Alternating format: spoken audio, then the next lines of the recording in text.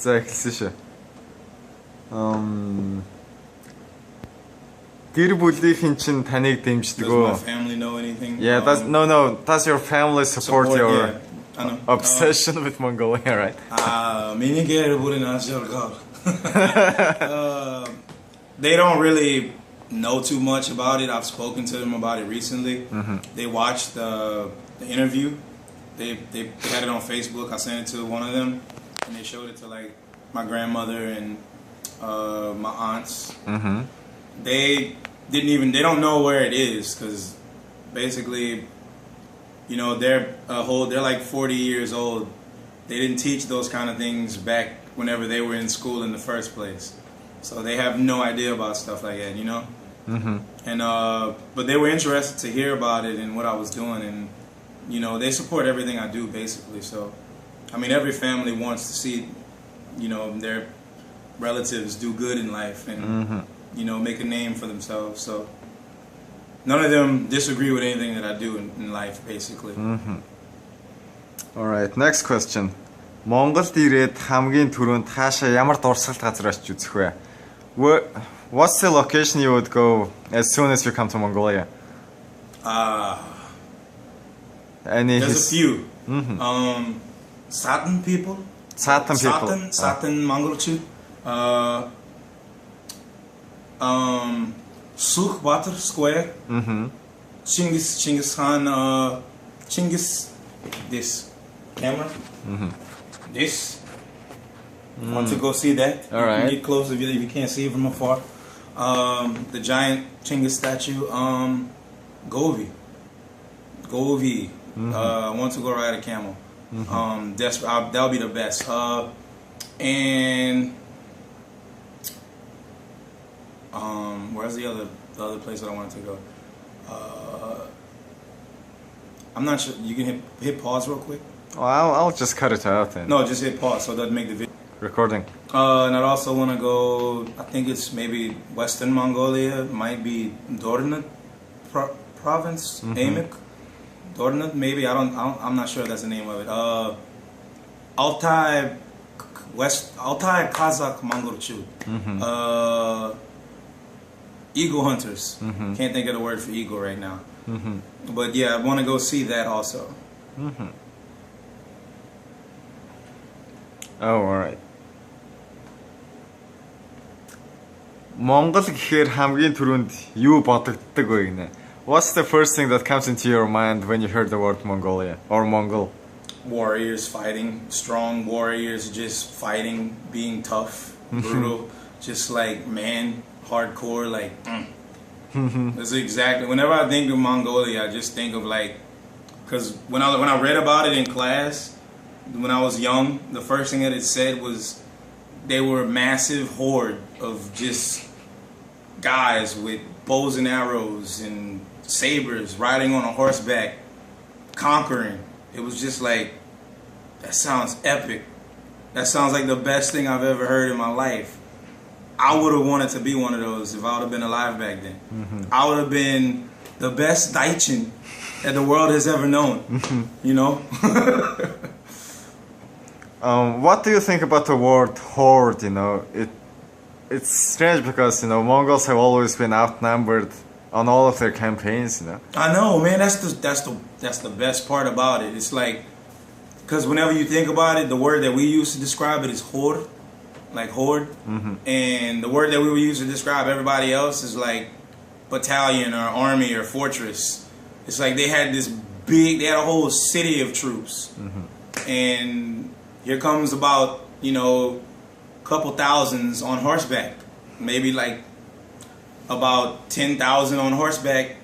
There's 40,000 over here. That's 1 to 4, and you lose, and they go back. Only with minor casualties. Like they didn't lose too many soldiers. Not that many Mongolians died. It's like, where was your military at? Or what was your focus? What were you doing with the money in your kingdom? Were you being a greedy king, or were you investing in the people? That they say that about a lot of the places that were invaded by Mongolian cultures. Hoglu, Hulugu? Hulego. Hulu? Hulego. Hulegu. Yeah. Hulegu Khan took over Baghdad, right? Baghdad. He took over Baghdad, and he told the king over there, when he took it over, he put him in a prison and kept him alive. And the king was starving and hungry, and he brought the king's gold, because he took their treasure, and he brought the king's gold to him on a plate and said, if you love your people, what do you keep this? Why aren't you eating this? Why can't you eat this? Why are you keeping all this money if you love your people? Why aren't you using it to get them more things in life? And he gave it to him to eat. And he said, you eat this. You show me that you can do something with that, since you spent your whole life collecting it. Because Mongolians didn't collect treasures. They gave it to the people, to their soldiers. There's no collection of royal gold stacks in Mongolia. They didn't care about that. Yeah, they put it where it was most useful, right? Yeah, they put it to use to do other things. They'd be like, okay, take all this gold, go over there and buy some stuff for us to make armor, so we could take over that country.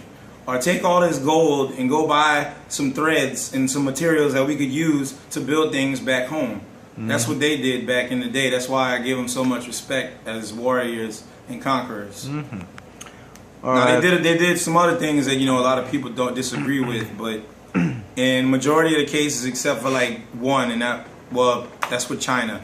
I can't explain anything about that interaction. Okay, I'm not going to. It's just bad blood. But every other instance, before they invaded, they'd send a peace tributary. They'd send somebody with a diplomat, a smart person, who would go over there, like educated person who knew more than one language in most cases, to go and talk to the people and say, hey, pay us some money or we're going to invade your country. And the reason that they were doing that is because they needed things from the other country, to survive. It was like natural selection. If I don't get these resources, my people die. So he offered, let's do some type of trade or something. And then whenever they killed his envoys, they killed the diplomat, the smart, intelligent people that knew so much. They killed them and sent them back to him in a box. And that's when he invaded the country. Yeah. Then he slaughtered and killed everyone there, but that's the reason why. They insulted his pride and his people. Alright, so this is what all the fans I have wanted to ask from you. I'm gonna leave this moment for you so you can address some questions that people ask you the most and so much, which has become annoying to you, Oh, yadragata. Yadragata. Chimong, it's like, I can't even remember it off the top of my head. Why do you like Mongolia so much? How do you say that? Yeah, Chiaga Mongol Dorte. Yeah, it's always something Chi Mongol Dorte. Like Yagat, right? Yeah, it's like Yagat, Chi Mongol Dorte. It's like, I just see that all the time, like foreign guy. Har Yagat. Har Yagat. Chi Mongol Dorte.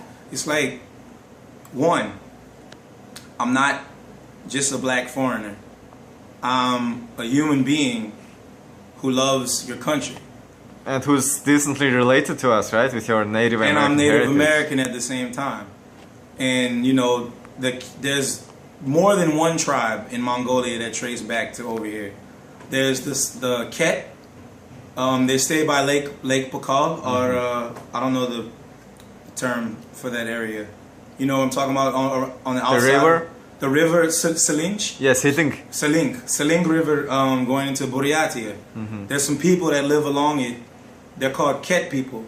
They can speak with Indians from Alaska. They have the same dialect language, meaning that there's a connection somehow. It's not like they studied each other's language and then magically started talking together, but they've proved that they have words that are the exact same. The Satan people and all of Tuva. Alright, we get the idea. Yeah, What are some other annoying questions you get? Yeah, you don't have to keep that whole explanation there if you don't want. You could just make this section be like about. Yeah, I'll cut out many things. Yeah, don't worry about it.